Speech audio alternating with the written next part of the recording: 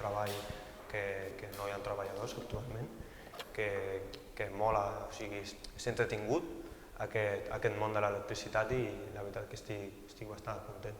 Tot neix d'una necessitat del gremi d'instal·ladors, que realment feia falta aquest perfil, que és per això que vam triar aquesta especialitat d'electricitat, perquè és que realment hi ha molta demanda de persones treballadores a això. El fet de poder compatibilitzar, o sigui, obtenir qualificació i també un contracte de feina, 2x1, o sigui, això és fantàstic, és el principal avantatge per a les persones. La idea de les empreses és que ells van d'ajudant, però no van d'ajudant en plan, passa'm l'eina, van d'ajudant en plan, jo ho he fet, ara fes-ho tu, saps? Ara et toca a tu i a poc les empreses els hi van donar responsabilitat. I si fem la taxa d'inserció en promig, era al voltant d'un 60%, estaríem parlant d'un 60%, però que només laboral.